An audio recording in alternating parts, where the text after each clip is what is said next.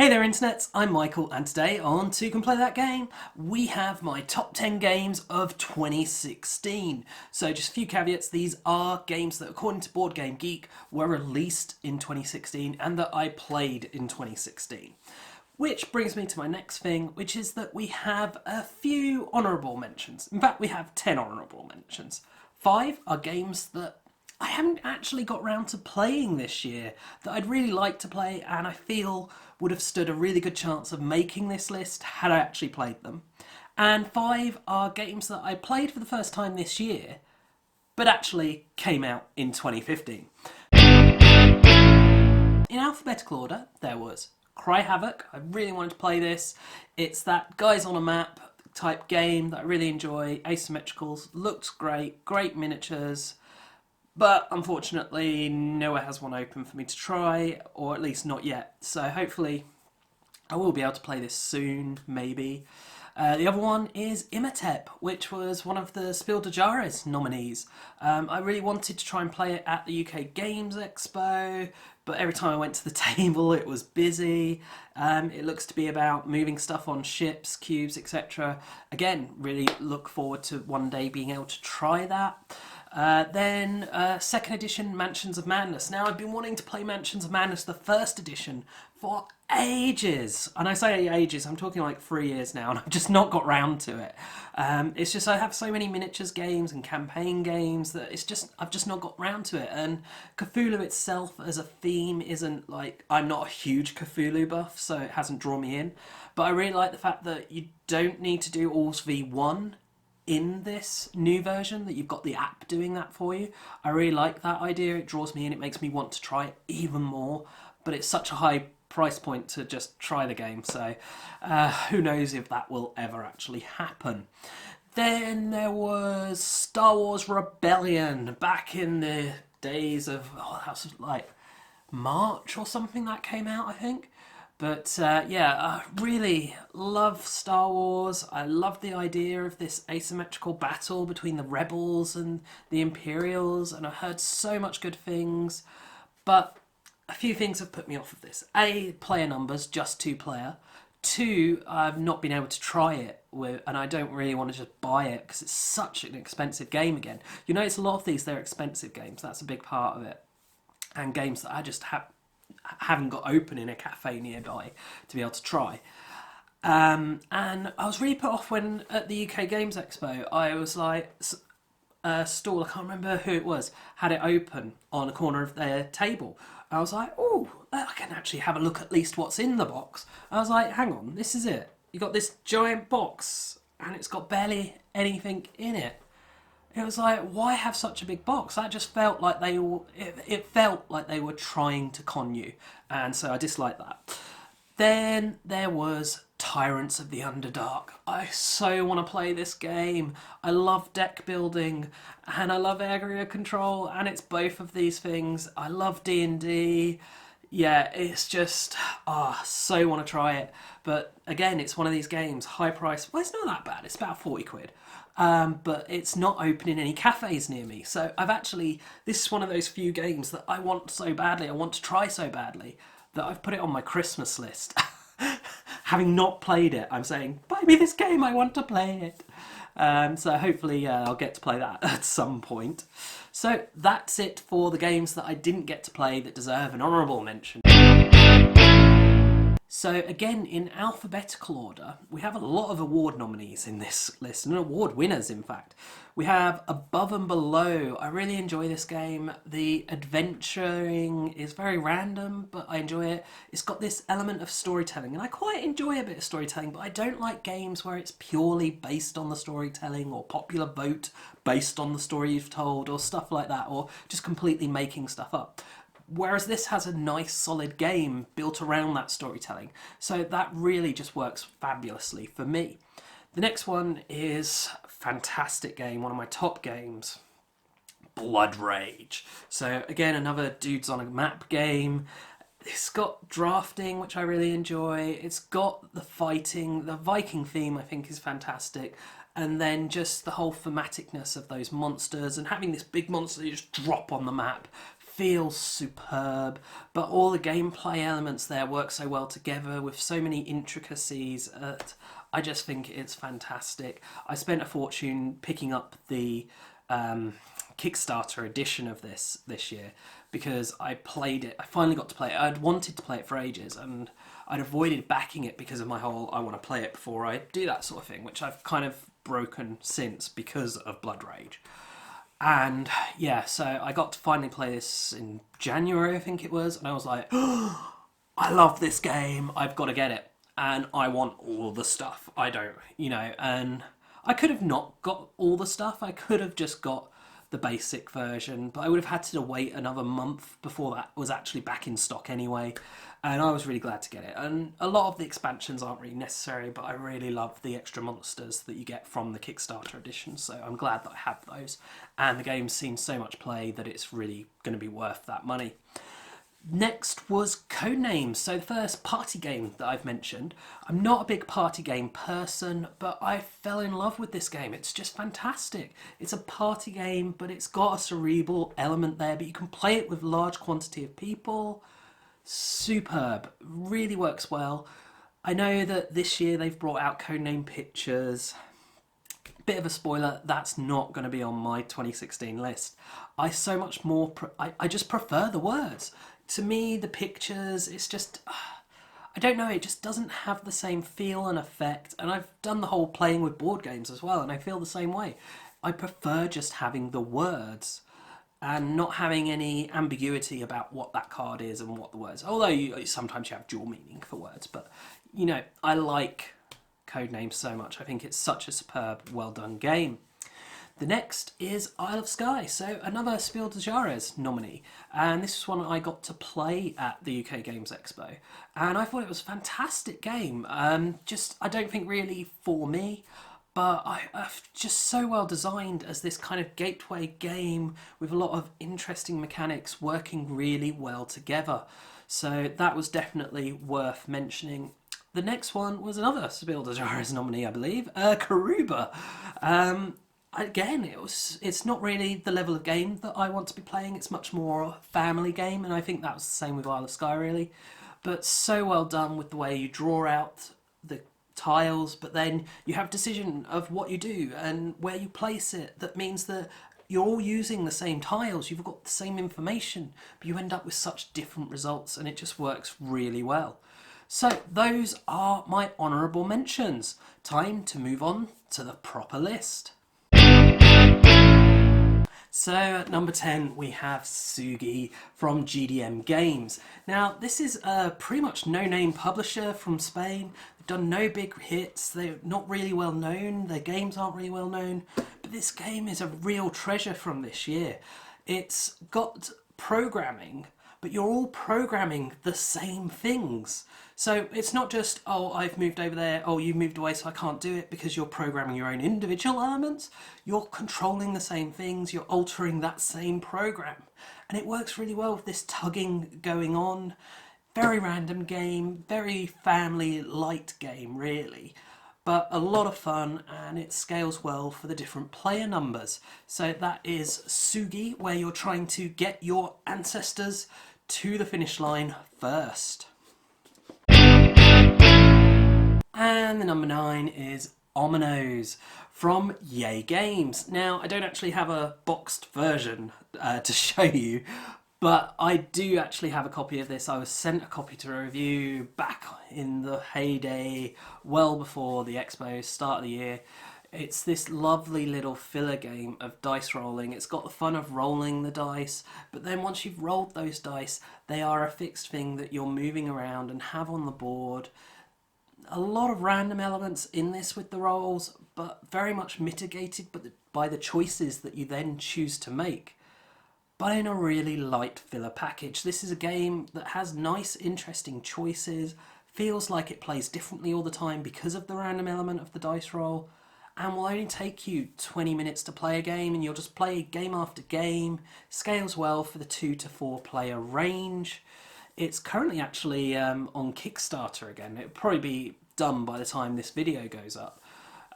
So they were doing another print run with a more retail-friendly version rather than the more deluxe version. If you can get in on that, or if it's now at retail, I really do suggest you do look into it. As a filler game, it's one of the best filler games that I've played this year. I mean, probably is the best filler game I've played this year, realistically. I really just enjoy the amount of strategy that they managed to fit into such a small, tight package there. So that is Ominoes, our number 9. Our number 8 is again a game I don't have here. This time it's because I actually gave the game away in the Toucan Win That Game competition. It's Scythe from Stonemaier Games. Now, this is an interesting one because if we'd been going off of just my first initial play of this game, it probably wouldn't have made this list. I really didn't much enjoy it in my first play, but as I played it more and more for doing the full review and for doing the giveaway, I actually realised just how good this game was and how much it deserved to be on this list. This, if you don't know, is a game about an alternate 1912 reality. I think it's 1912, 1920s, where there are mechs, and it's all about trying to control resources and territory in order to have the most points at the end of the game. There's engine building going on, but what's really special and interesting about this is the player mats. You see, a lot of games have these engine buildings, etc., even potentially asymmetrical, but the way this game does it is that you have a top ability and a bottom ability on your player mat. Everyone has the same top and bottom abilities, but how they correspond is different. So one person will have top ability A with bottom ability B, and person 2 will have top ability A with bottom ability A. So that, you know, the combination of things they can do is different. And on top of that, you have your own special factions as well that have their own special powers. So as you build your mechs have different powers, which is interesting. This asymmetrical play creates a different variety of options as you play as the different creatures, well, different races. But one problem I found for it is it was a bit of a heavy game for me, and it felt kind of dry a lot of the time. The thematicness was only really brought in by the artwork.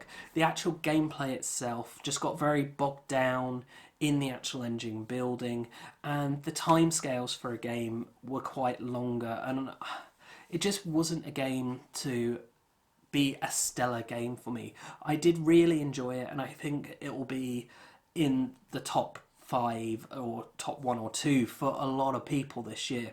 So that is Scythe, our number 8. And our number 7 game is Terraforming Mars by Stronghold Games. So this again is a game that I've been giving away, but I still have it here as the giveaway is currently running. So if you're watching this before the 21st December, do be sure to enter that giveaway if you want a chance to win this game. Now, what else is there to say about it? Well, much as with Scythe, really, the reason this isn't higher on the list is it's just not the kind of game for me. It's a bit too heavy, mostly a bit too long. Again, this runs a good 2 to 3 hours for a game, and for me, that's just too much. Now, the game isn't actually that difficult. I would say this is a lighter game for learning, at least, learning curve, than Scythe, and it does a better job of introducing you gradually to the game and the rules involved, and more importantly to the strategies involved in that game. So it does a really good job of that. That is one of the high selling points of this. Also, because of that, it means that it's a good kind of intro into that sort of mid-weight Euro game. It's definitely not a heavy Euro, and I wouldn't really describe it as a light gateway Euro either. So I think it definitely fits in that mid-weight and definitely on the lighter end, because there is a lot of randomness with card draws in this. And you can mitigate that quite a bit if you use the drafting rules. It's so random because there are so many cards in the game, and every card is different. And that's what gives this so much replay value, because there's all those different cards. And then you have the advanced level, and then you have all the different corporations you can play as. So that again, there's like 12 different corporations that you can play as after you've done the beginner corporations. And each one plays slightly different, introduces some new rules, kind of puts you on a path of following a different route to victory. And that's what this game has. It has lots of different ways to try and get the victory. But you also need to be sure that you're doing the terraforming. So that is Terraforming Mars, our number 7. And at number 6 we have Pandemic, but not this Pandemic, because this has been out for ages. No, it's Pandemic Reign of Cthulhu. But this is the reason that I don't have a copy of that. You see, I absolutely loved playing Pandemic Reign of Cthulhu, but it's still Pandemic, and it's so similar that I couldn't justify really getting both, because I would just choose to play one or the other. And I still really like original Pandemic, so I didn't feel any need to kind of switch up for Reign of Cthulhu. I think if you really love Cthulhu, the mythos, you're really into Cthulhu, then you probably would replace original Pandemic, or have both anyway. But for me, I just didn't feel the need. Now, much as with Pandemic, this is a co-op game. The whole nature of it is that you're working together to stop the old ones from entering our world by closing the portals.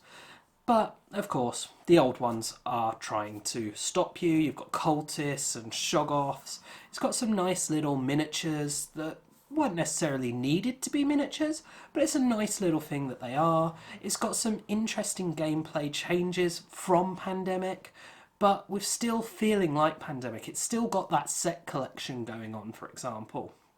And that really is the core of this. It's a co-op set collection game, but with Cthulhu pasted on.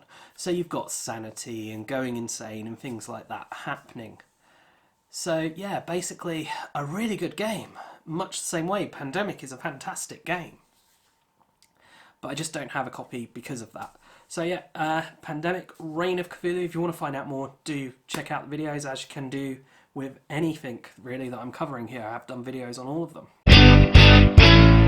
So, halfway through, or 3/4 through, if you count all the honourable mentions. And at number 5, we have ZWar1 Damnation. Now, this is a game that I first played back in 2015 at the UK Games Expo then, and have been eager for ever since. This is a zombie game where you are this group of adventurers playing through a campaign represented by a comic book. I really quite enjoy the story of the comic book, the artwork of the comic book, and then actually playing that game. Now you might be thinking, oh, but I've got Zombicide, etc. Why would I be interested in ZWar1? Well, what this does is it has limited ammo. It's much more strategic than Zombicide, etc., because you've got to know when to shoot, when not to shoot, how to conserve your ammo, while still always having those typical things of worrying about making noise, being in line of sight, avoiding them, planning what they're going to do. So there is an element of randomness, of course, and dice chucking. You see, everything in this comes down to, when you're fighting, etc., comes down to using dice. But the strategic element in this is how you mitigate that luck. How much risk are you willing to take? Do you risk just rolling the 1 dice? Or do you use free ammo and roll 3 dice, but thereby using up your resources quicker? So it is a great game. It's hugely thematic, for you do feel like you're moving around. It's got these fabulous miniatures and just really interesting character development and leveling system as you gain new skills, as you play through the campaign. And then on top of that, it actually has additional play modes where you can do like head-to-head battle, where the zombies are kind of just there, but you're battling another human. And they've also got, extra content online and stuff. So it's a really good, really, I just love it. It's this fantastic, thematic, dice chucking zombie game, but with a huge element of strategicness there.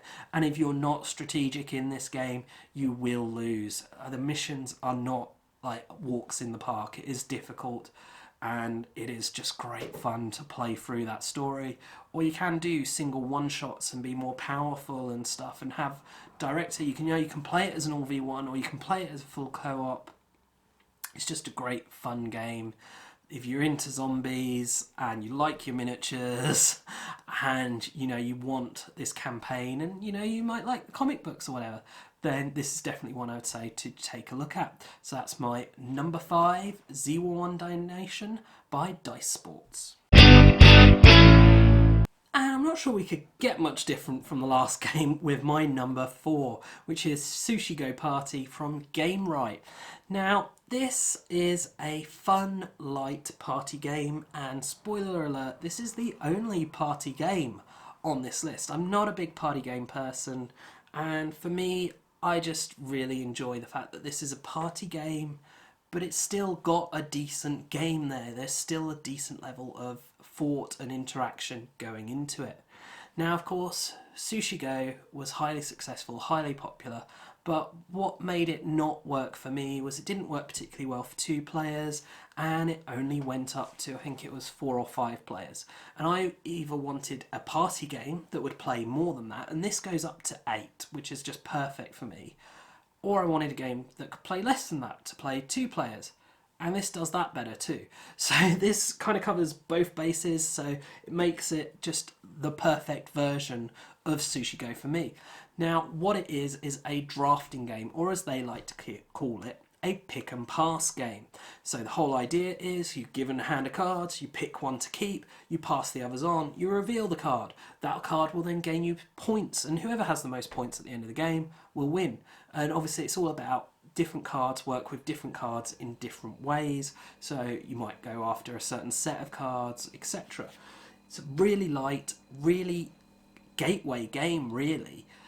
Anyone can play this, and that's what also helps make it work as a party game, because it is so simple that people who aren't into games, you'll be able to get them to play this. If they're like sushi, the whole theme of the sushi will help pull them in. It's got cute, friendly artwork for everyone. It will play a wide range of ages, abilities. You can have hardcore gamers who will still be interested in playing this.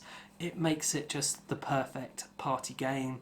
It is a great version of Sushi Go, which is a great game. So that is my number 4, Sushi Go Party by Gamewright. Then my number 3, we're back to me not having a copy of the game. Now, I did play it this year, and it is currently on its way to me, so it will be here in 2016, but it hasn't actually arrived yet, and this is Vikings Gone Wild by Lucky Duck Games. Now, this is a fantastic game combining deck building and resource management. It's really interesting. It's kind of based off an app, which since I've got into the app since I played the board game, and yeah, it does it really well. And it's got this just light, comedic, it's got that sort of app style artwork and that app style comedy that you're used to from like Clash of Clans and that sort of game. And it just pulls it into this board game world using sound board game mechanics.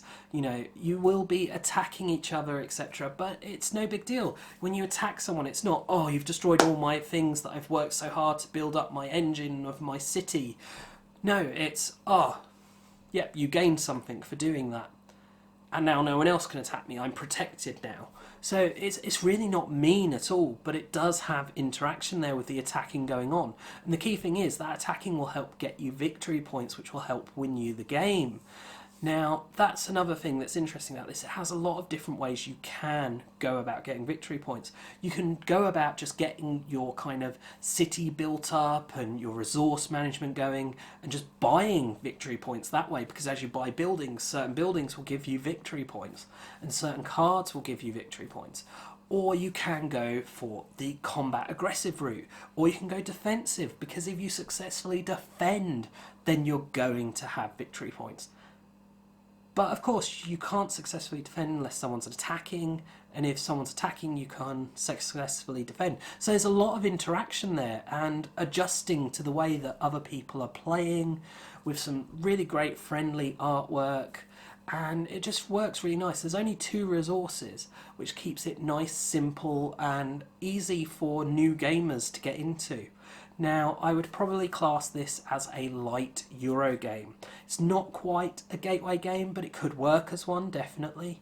It's not that difficult to learn, but it's a great deal of fun to actually play as you interact, and because there's a lot of randomness in card draws, etc. going on, then it introduces an element of randomness that just keeps the game fresh and gives good replay value there. Whereas if everything was just the same, set in stone, it could become a bit dry. And I'm really excited that with the Kickstarter did so well, there's actually several expansions, so I'm excited that they're going to create even more replay value. This was easily, one of my favourite games of the year. I mean, obviously, it's my number 3 game of the year, and this is even with the fact that the last time I played it was, I think it was back in May I played this, but it was just such great fun playing it. Everyone I played it with really enjoyed it. I know several people backed it because, like me, they played the copy with me and they were like, yeah, I'm backing that. And no one is going to regret this. It's such a good game. And it just does a really nice job of combining that deck building, resource management and city building in a way that I've not seen another game do. So it's good fun, nice, light, easy to pick up, but with a good amount of strategic choice, and a need to adapt and interact with other players is really good. And of course that Viking theme doesn't hurt at all for me, personally. So that's my number 3, Vikings Gone Wild, the board game by Lucky Duck Games. At number 2 we have Quadropolis by Days of Wonder. Now this was an early year release for them. I think it was, at least in Europe, released sort of February time. It was one of the games that I played it and I was like, I've got to buy that immediately. It's just a really fun game. The nature of it is that it's a city building game. It's a tile placement city building game. So it's all about where you position your tiles, etc. But what makes this different and unique to other games is there's an almost drafting aspect of how you get those tiles, that you're using arrows with numbers on, and you're taking them out of a grid. So you're laying them on this grid, and where you place it dictates not only which tile you're able to get, so you place it pointing along a line and 2 in, because it's the number 2 arrow you're using, you get that tile. That number also dictates where you're then able to play it in your city, which just creates this great element of, right, well, I need to use this number to go in here, and yeah, it's a great game. It's a gateway game, definitely. But it has 2 modes of play. It has this basic version and advanced version. And the basic version is definitely gateway. And the advanced version isn't far off. But it's a beautiful game because it is that simple to play, that it is just pick and put it in.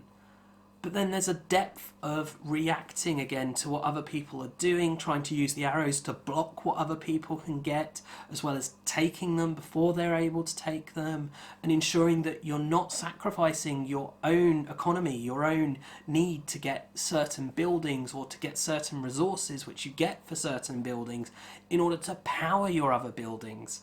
So there is a really nice in-depth game here for advanced gamers too, that they will play time and time again, but you'll be able to play with new gamers too, and it works really nicely scaling as well, because you reduce the number of tiles available, but not in a predictable pattern, means that actually the replay value is almost increased when you have fewer players, or at least it's not hindered by having fewer players, but still scales beautifully well. So yeah, Quadropolis was one of the standout games. To say, first time I played it, I was like, yeah, I'm buying that. Fantastic game. Played it loads of times since, loved it every time. I've yet to meet anyone who disliked this game. The worst I've had is kind of a lukewarm response from someone who wanted much heavier gameplay. So yeah, as it goes, a light city building game, lovely components. Days of Wonder are known for putting out fantastic games, and this definitely earns a place, you know, along with their other catalogue of games. And yeah, I'm going to be playing this one, I think, for years to come. So that's my number 2, Quadropolis by Days of Wonder. So that then brings us to the end, and what is my number 1 game of 2016? Well, it is Adrenaline by Czech Games Edition, and much like with Scythe and Terraforming Mars, this is a game I'm giving away this year in Toucan Win That Game. Actually, there's 2 copies of this being given away, so if it's before the 21st of December still when you're watching this, do enter the giveaway because you can win the number 7 or number 1 game of the year. Adrenaline, number 1 game of the year for me, and it comes with promo cards. Absolutely fantastic. Now, the first time I played this was at the UK Games Expo this year, well before it was released, and it was the standout top game at the expo for me. It was just thematic, but with these great mechanics, much as I said much earlier in the video about Blood Rage, combining thematic gameplay with fantastic mechanics is what really makes a game stand out for me. And Adrenaline is a game that has done that with this first person shooter element of you are running around like you do in a first person shooter, grabbing stuff, shooting people, reload, etc. It feels like a first person shooter. It really does. And then all the artwork just helps that, and the component quality in the game is fantastic. There's 5 miniatures. Each one of them is remarkably well done with a great amount of detail, and I've seen some painted up ones and it's like, oh, I wish I could paint that well. They look stunning, and you know, they look good enough anyway even before you paint them. And the nature of this, that is the Euro mechanics, that are solid mechanics, is area control. Of all things to think to combine with a first person shooter idea of shooting each other, area control. And not even in the way you might be thinking of, oh right, like capture the flag sort of thing. No. It's the damage. The damage you do to people is what you're controlling. So someone's health bar is what you're controlling.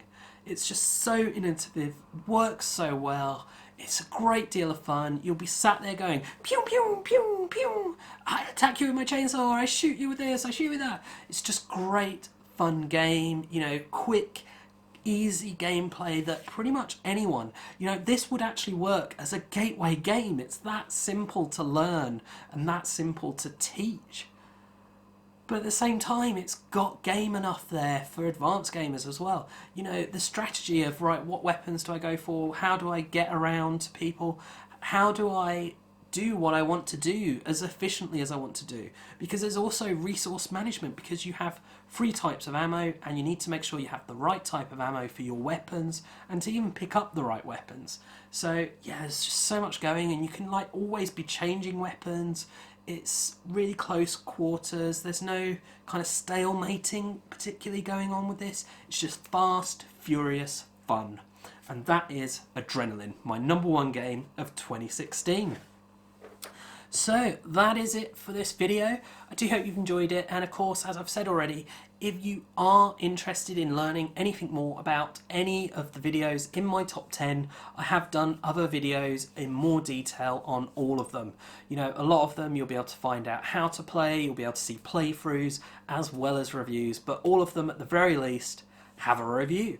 So I do hope you've enjoyed this video and found it useful. Do check out the rest of the videos on the channel, as well as subscribing to the channel and taking a look at us on social media. And as always, thanks for watching, and bye for now.